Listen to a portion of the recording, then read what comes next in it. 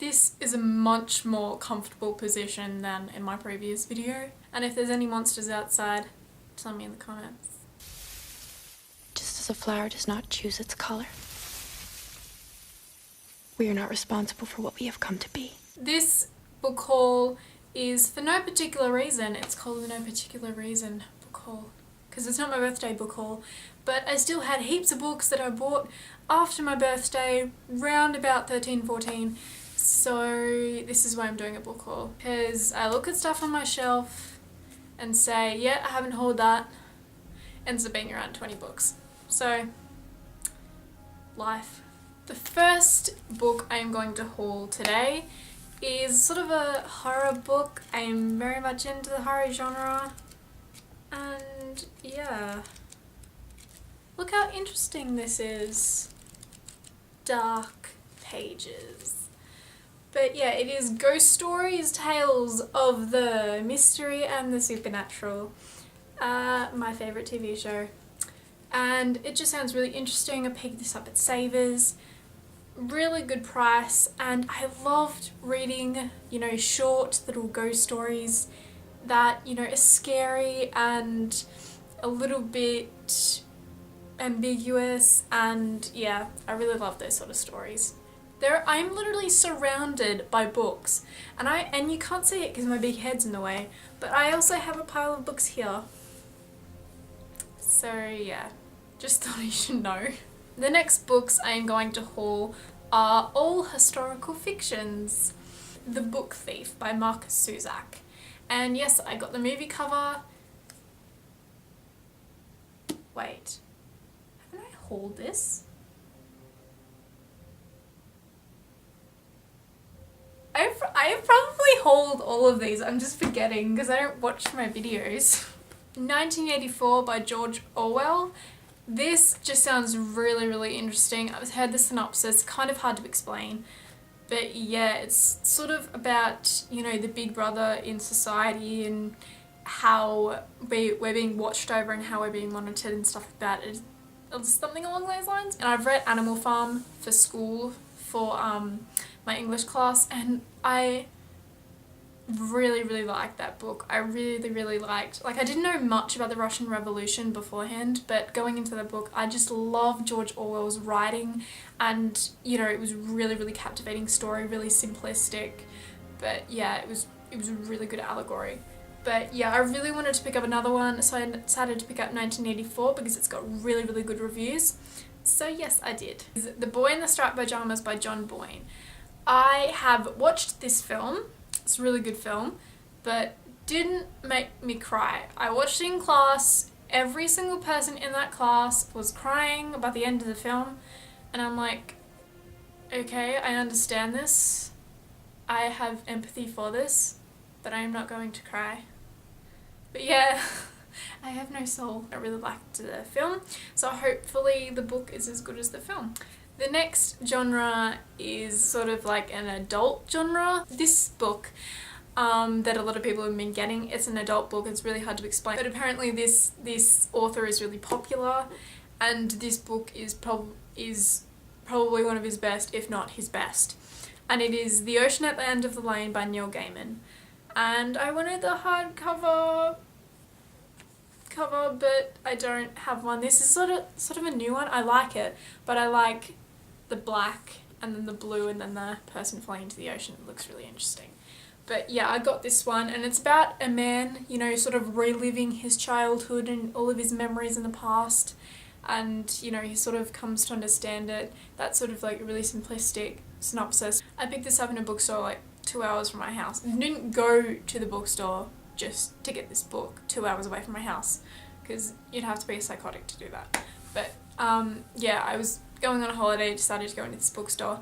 It was really, really nice bookstore, and yeah, I decided to get this. Is Hungry for Home by Asta Bowen. It's a wolf odyssey, and I've always really wanted to read a book from like an animal's point of view, and I don't know how you would do that, but and I would really like to see a point of view from an animal and how they see things and how they go through their lives and what they normally do.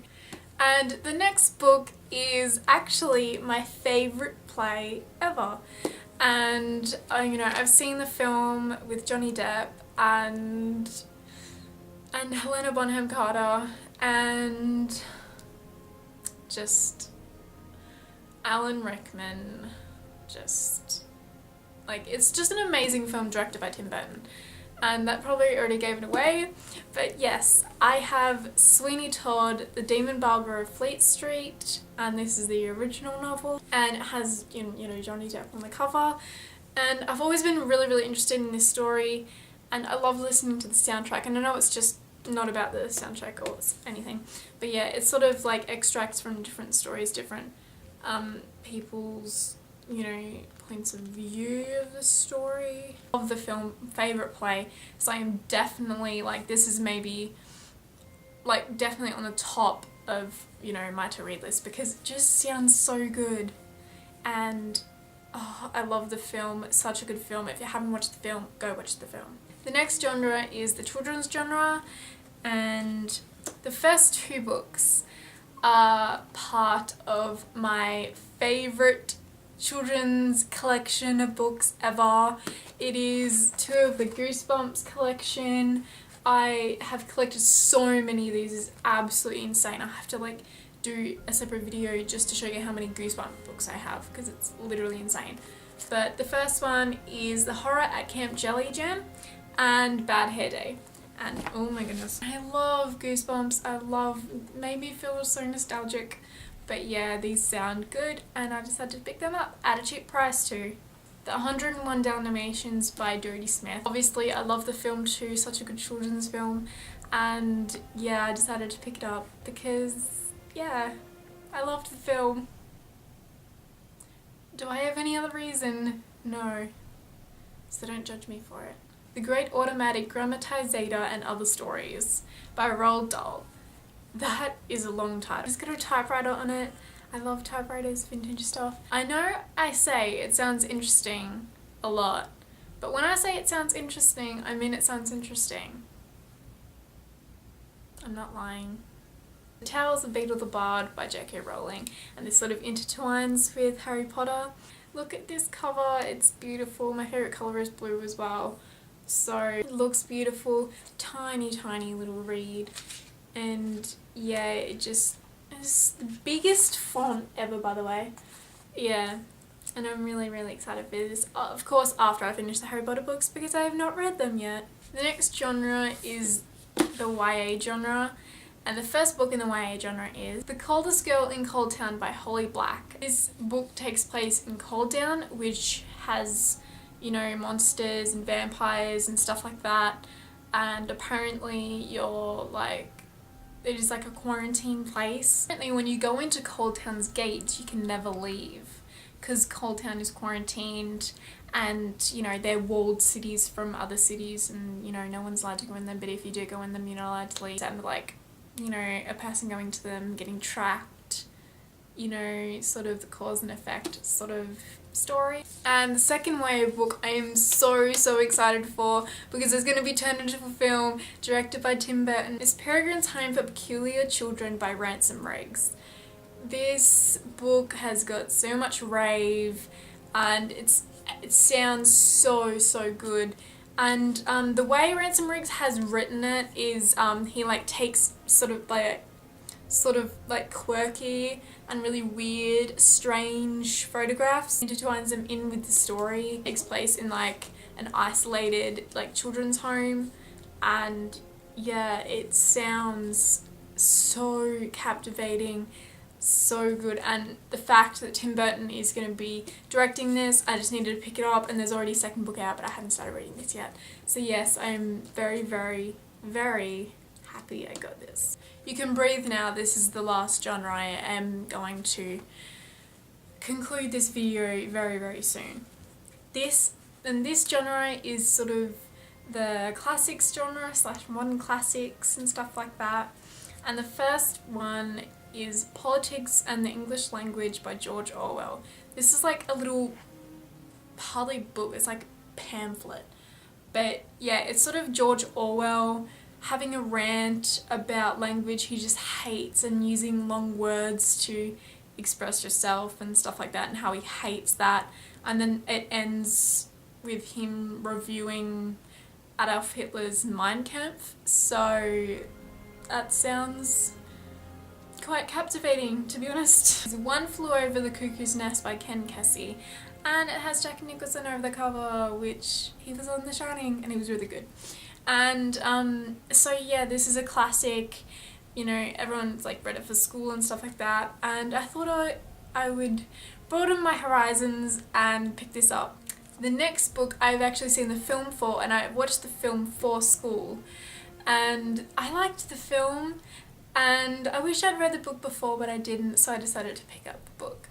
And it is Lord of the Flies by William Golding, and I've been suggested this quite a lot, and yeah, it sounds really good, and I've watched the film so I know the storyline, and yeah, it was kind of a heartbreaking film, but yeah, it sounds really good and I'd like to read it in its original form. The next book is an amazing film directed by the absolutely incredible Stanley Kubrick, and it is A Clockwork Orange by Anthony Burgess. I have not read this book yet, but oh my goodness, have you seen the film? If you've seen this film, you know that you can't listen to Singing in the Rain normally anymore. So it's kind of it's sort of traumatizing, but not really. It's such a good film, such a good film. You can always trust Stanley Kubrick to make mesmerizing masterpieces. But yeah, I decided to pick it up because amazing film, and I wanted to read the book again in its original form. The Road by Cormac McCarthy, and again, a lot of good reviews on this. Apparently this is a really slow moving book and, you know, doesn't have much of a plot to it. Sort of like a father and son walking through a zombie apocalypse America, and it that just sounds so weird. It's very slow, but you know, if it has, you know, good writing, good plot, interesting characters, I will like it, and yeah, a lot of people reviewed it and liked it, so maybe I will. The next book I'm so excited for because this author, so much rave, so much respect for. It is Slaughterhouse-Five by Kurt Vonnegut. Amazing. I haven't even, it sounds so confusing, but it's really not from the people who have actually read it. But, you know, I need to read this because it's on top of so many people's lists that they have read, like number one book, like their favourite book is like Slaughterhouse-Five. So I'm like, I need to read it. It sounds so good. And so I picked it up. It's sort of like a time traveller into different times and generations and stuff like that. So yeah, it just sounds really good. The Time Traveller's Wife by Audrey Niffenegger. And again, this is a modern classic and popular, made into a film, and it's like an old-fashioned love story, and I don't really like love stories that much, but because this is so popular and because it was made into film, I haven't seen the film, but I plan to after I read the book. And yeah, it just sounds really good, and yeah, it's really big, but hopefully I can get through it. I thought that was the end of the book haul, but it wasn't.